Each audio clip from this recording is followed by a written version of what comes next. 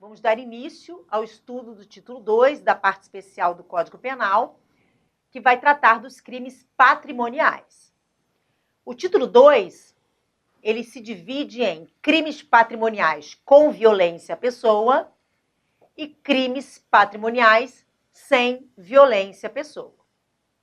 No capítulo 1, nós vamos encontrar o crime de furto.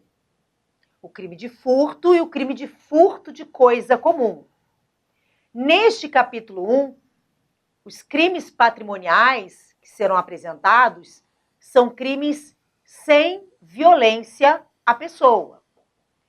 Não impede, entretanto, que possa ser praticado mediante violência uma coisa, mas a violência à pessoa não constitui elemento de um dos dois tipos penais do capítulo 1 do título 2 da parte especial do Código Penal. Então, nós temos o artigo 155, que vai tratar do crime de furto, e o artigo 156, que vai tratar do furto de coisa comum. Basicamente, o crime de furto é um crime comum, porque ele não exige uma qualidade específica do sujeito ativo, ou seja, ele pode ser praticado por qualquer pessoa, e temos o furto de coisa comum, que vai ser ali um crime próprio ou de mão própria, porque ele vai exigir uma qualidade específica do sujeito ativo. Então, vamos trabalhar cada um dessas modalidades de furto apresentadas no Código Penal. Pode mostrar o slide, por favor? Bom, artigo 155.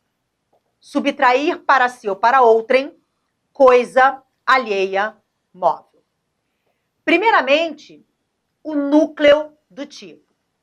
O núcleo do tipo é subtrair, ou seja, retirar a coisa alheia móvel da posse de alguém. O bem jurídico tutelado, aliás, é o bem jurídico tutelado em todo esse título, é o patrimônio.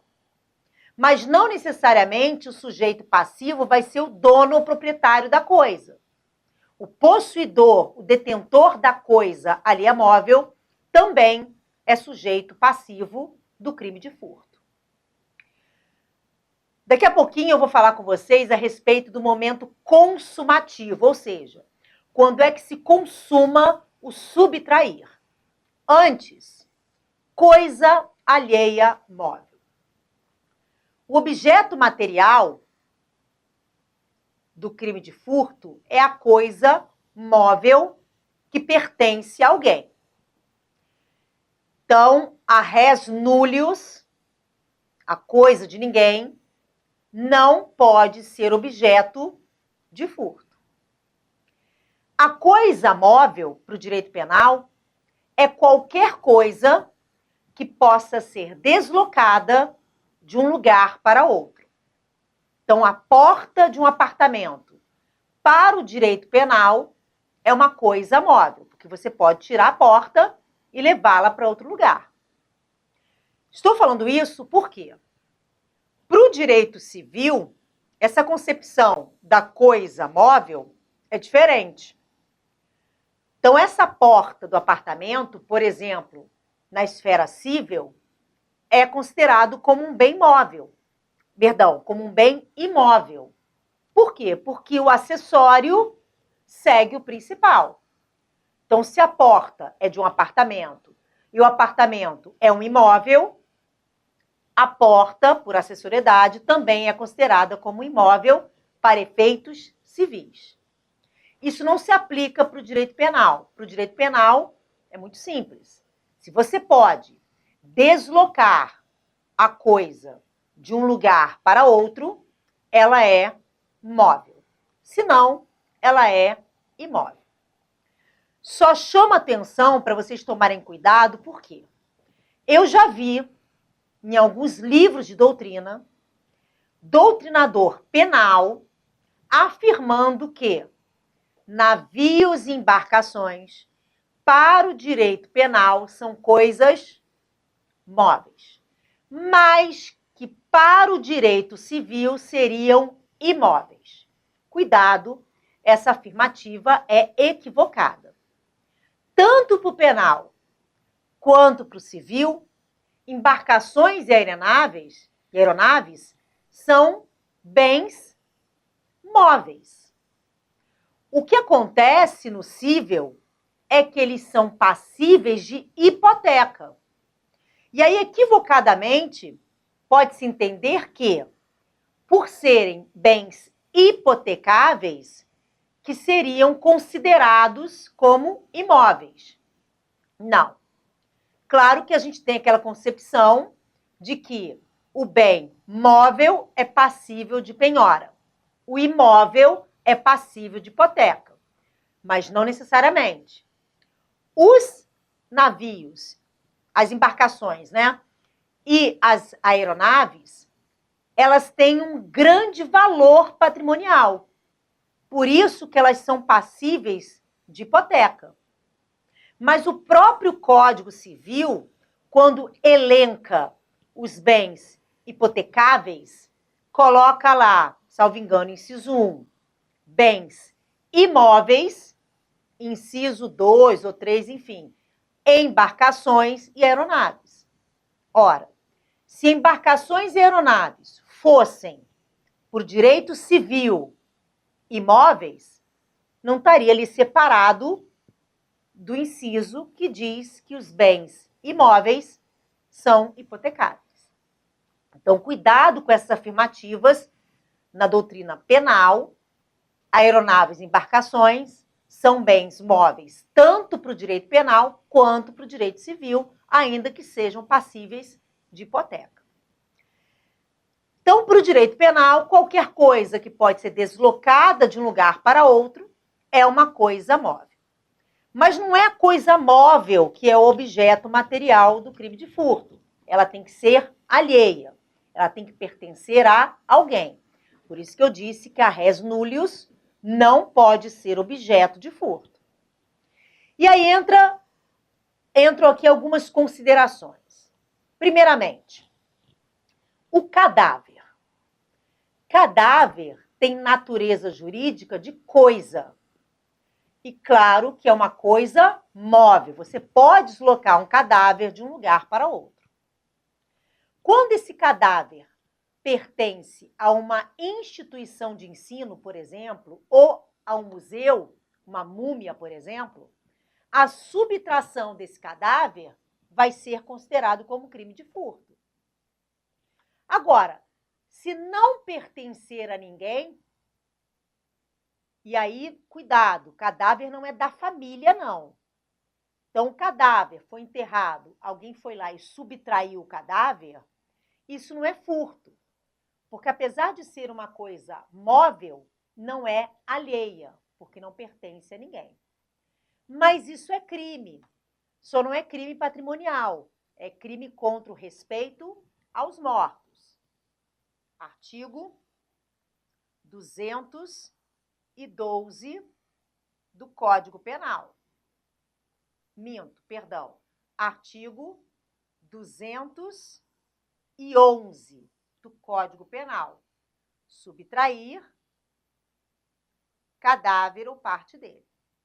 Então, a subtração de cadáver pode ser o 211, se o cadáver não pertencer a ninguém, como, por exemplo, um museu ou um laboratório de anatomia de uma universidade, por exemplo, ou pode ser crime de furto, se for uma coisa móvel alheia, se pertencer a alguém. Claro que a gente também vai ter que questionar o valor patrimonial, porque, afinal de contas, estamos falando de crime contra o patrimônio. Aqui no 211, a gente tem um crime contra o respeito aos mortos. O que se lesa quando se subtrai o cadáver é o respeito aos mortos. Já no 155, o que se lesa é o patrimônio. Então, aí a gente vai adentrar, voltando lá no artigo 155, e ainda falando do seu objeto material, a coisa alheia móvel que tem valor meramente sentimental. Então, subtraiu um broche que era da tataravó. A tataravó deu broche para a bisavó, que deu broche para a avó, que deu broche para a mãe e que a mãe passou para a filha. Então, de geração em geração, aquele broche que não tem nenhum valor patrimonial, tem um valor sentimental imensurável. E aí alguém subtrai esse broche. Houve crime de furto? Essa questão da coisa alheia móvel com valor meramente sentimental, ela tem controvérsia. Parte defende que não pode ser crime de furto exatamente por não ter valor patrimonial, e aí não ter como lesar o bem jurídico tutelado. Isso é uma questão que vai ser discutida na esfera civil, com indenização, enfim. Não houve crime. Uma segunda corrente vai dizer que a coisa que tem valor sentimental, ela não tem valor patrimonial para terceiros, mas para os proprietários, os possuidores, os detentores, né, deste objeto, ela tem um valor imensurável, ou seja, ela não tem valor que pague aquilo, né? Esse broche, por exemplo, aquela filha que herdou da mãe, que herdou da avó, da bisa, da tátara, ela jamais venderia por dinheiro nenhum esse broche, por conta desse valor sentimental. Então, por conta disso, haveria crime de furto se o broche fosse subtraído. Bom, e se a coisa móvel alheia for de pequeno valor? Antes de entrar a questão do pequeno valor, ainda sobre coisa móvel, o parágrafo 3º do artigo 155, ele vai equiparar qualquer fonte de energia à coisa móvel. Então, ele diz assim, equipara-se a coisa móvel à energia elétrica ou qualquer outra que tenha valor econômico. Então, várias formas de energia podem ser objeto material de furto, como a hidráulica, a genética, a homocinética.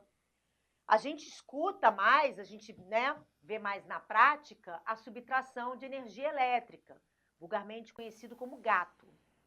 Mas nós temos também subtração de energia hidráulica, por exemplo, né? A pessoa que subtrai água da concessionária para não pagar a conta de água. Então, nós temos aqui também a possibilidade do furto de energia. Então, a energia é equiparada à coisa móvel alheia, desde que tenha um valor econômico. Existe uma tese defensiva para a subtração de energia, principalmente a hidráulica e a elétrica, que são as mais comuns, que é a aplicação do princípio da subsidiariedade do direito penal. A gente sabe que o direito penal ele funciona como um soldado de reserva, exatamente por ter a sanção mais drástica do ordenamento jurídico brasileiro.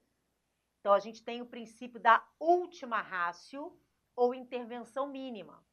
O direito penal só deve intervir na vida e sociedade em último caso.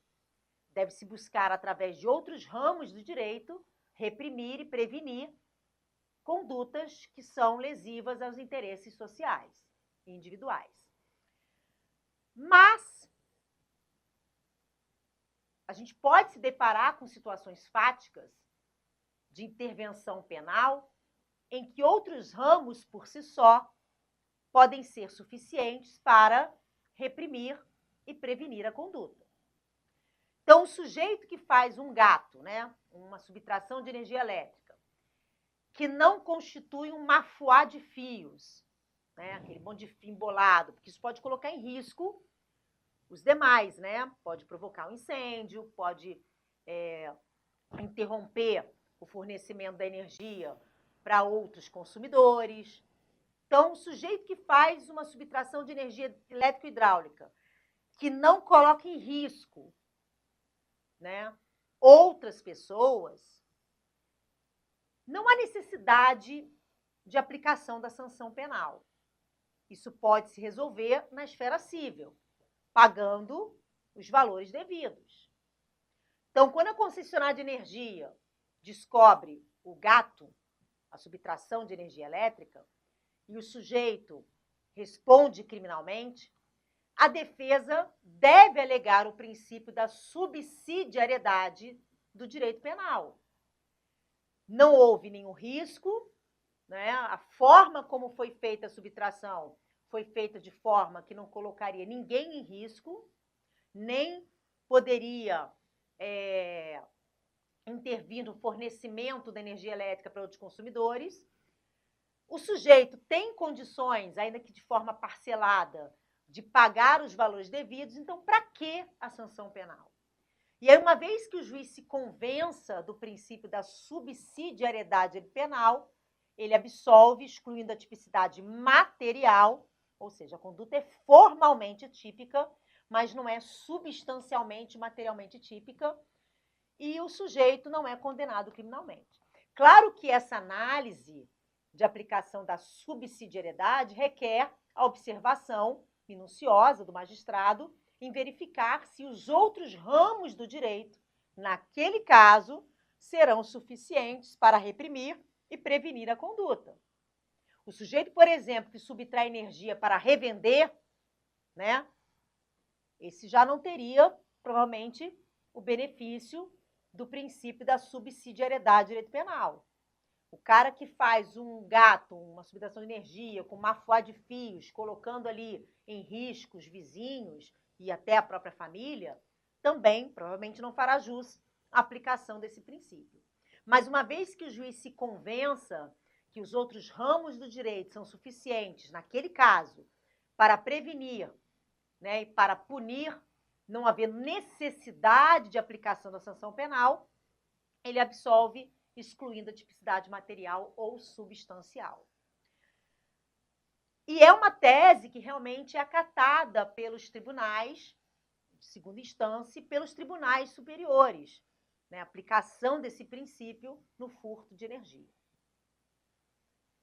Bom, e a coisa de pequeno valor?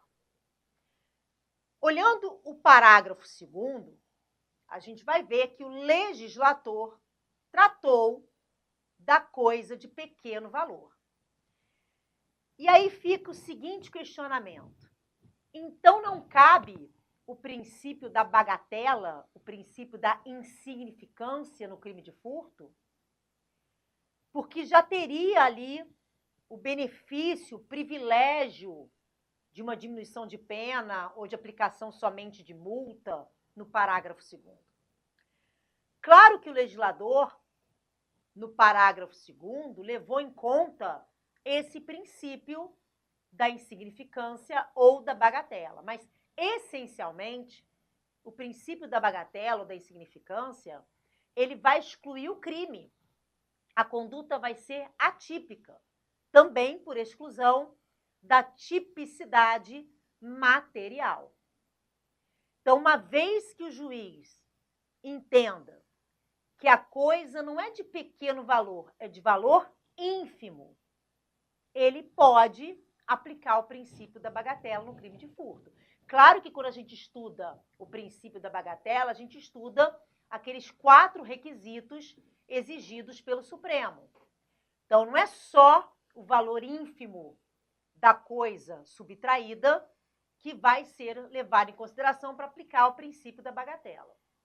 Então, o juiz pode excluir a tipicidade material ou aplicar o parágrafo 2º. Até porque o princípio da bagatela não está previsto expressamente na lei. Até temos o anteprojeto do novo Código Penal prevendo ali o princípio da insignificância, mas ainda é um anteprojeto, então, por enquanto, não temos esse princípio expresso. Então, o magistrado não tem obrigação legal de aplicar o princípio da bagatela. Mas nem todos os princípios estão previstos na lei. Aliás, o próprio nome já diz, é o princípio, é o começo, o princípio vem antes da lei. Não é a lei que traz o princípio, muito pelo contrário, a lei se baseia nos princípios que já existem, que já são inerentes à sociedade.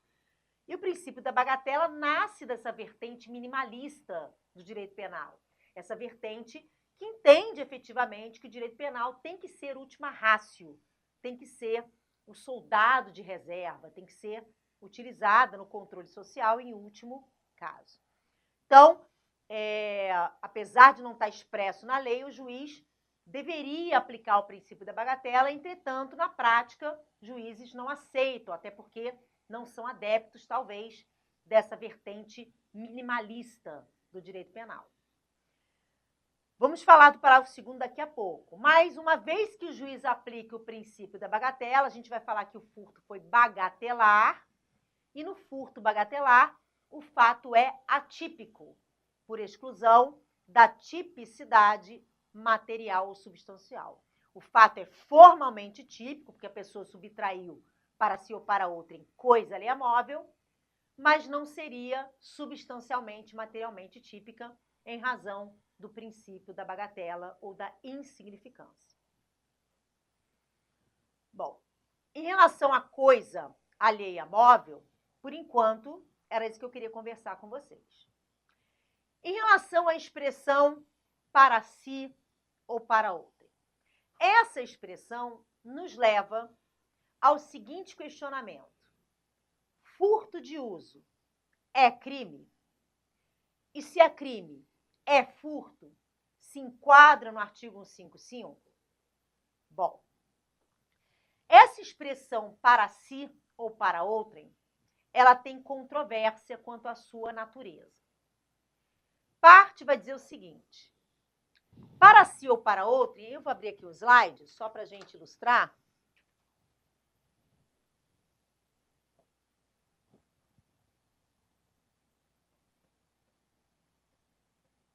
Para si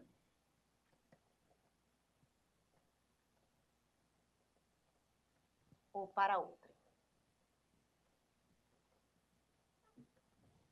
Então, parte defende que isso aqui é um dolo específico. É um elemento subjetivo especial do tipo penal incriminador. É um especial fim de agir.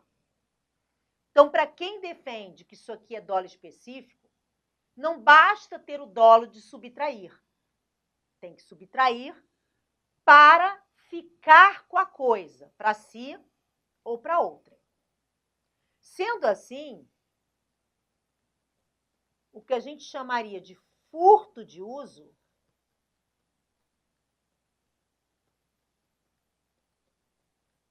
não seria crime. Não se enquadra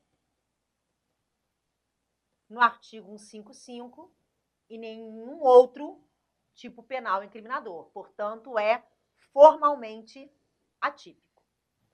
Por outro lado, o para si ou para outrem, para outra vertente, não constitui especial fim de agir. O dolo específico é o elemento especial subjetivo do tipo. Sendo assim, eu posso perfeitamente subtrair coisa alheia móvel para usar. Então, é crime de furto. E, Ana, o que seria esse furto de uso? Pode voltar para mim? Esse furto de uso, ele requer, primeiramente, que o ânimos de usar e devolver anteceda a subtração. Então, antes de subtrair, eu já tenho a intenção de devolver. Porque se eu subtraio e resolvo devolver, isso não é furto de uso, isso é furto com arrependimento posterior. Artigo 16 do Código Penal, vou ter uma minorante. Para ser furto de uso, eu tenho que querer subtrair e devolver antes de iniciar a execução. Além disso, para ser furto de uso, a devolução tem que ser voluntária. E a coisa tem que ser devolvida em perfeito estado de conservação. Então, vou dar um exemplo. Eu tenho uma festa, um baile de gala, e não tenho um vestido para usar nessa festa. Mas eu tenho uma prima chamada Jade Picon, que com certeza vai ter um belíssimo exclusivo modelo para me emprestar. Então, eu ligo para minha prima, Jade, falo, Jade, tudo bem? Me empresta um vestido? Não. Não empresto. Tudo bem. Não quer emprestar? Eu vou pegar do mesmo jeito. Eu espero ela sair, vou até a casa dela, dou uma desculpa, né? Para a mãe dela, enfim, para os funcionários dela. Entro no closet, pego um vestido que eu acho que vai dar em mim, que eu achei lindo, que vai ser um sucesso, uso, e no dia seguinte eu devolvo o vestido perfeito, em perfeito estado de conservação. Isso é um furto de uso. Vamos imaginar que eu, ingenuamente ou burrissimamente, tiro fotos nesse baile de gala e posto no meu Instagram. A Jade, minha prima, vendo o meu Instagram, se depara com um vestido que ela sabe que é dela, até porque é um exclusivo, ninguém tem, só ela tem. Ela vai à delegacia registrar uma ocorrência por furto. Qual vai ser a tese defensiva? Mostra o slide, por favor. Que tem ali, no 155, o dolo específico, a exigência de que o sujeito subtraia para ficar com a coisa. A Ana Paula, desde antes do início da execução, quando ela estava se preparando, cogitando, já tinha a intenção de devolver. Pegou o vestido, devolveu em perfeito estado de conservação. Então, faltaria esse dolo específico, a Ana praticou uma conduta atípica. Claro que o Ministério Público, né, o acusador nesse caso, ele vai poder ir de encontro a essa minha tese, dizendo, não, o para si ou para outro não é dolo específico, não é especial fim de agir. O 155 não tem nenhum elemento subjetivo especial do tipo. Então, o furto de uso é crime de furto, artigo 155 do Código Penal. Pode voltar para mim? Então, há essa questão controvertida em relação ao furto de uso. Agora, como eu disse, né, subtrai e depois resolve devolver, ainda que devolva em perfeito estado de conservação, não tem nada a ver com essa discussão, porque isso não seria furto de uso. Isso seria um furto com arrependimento posterior. Artigo 16 do Código Penal, que levaria aí a uma minorante, a uma causa de diminuição de pena. Bom, no próximo bloco, a gente continua. Até já.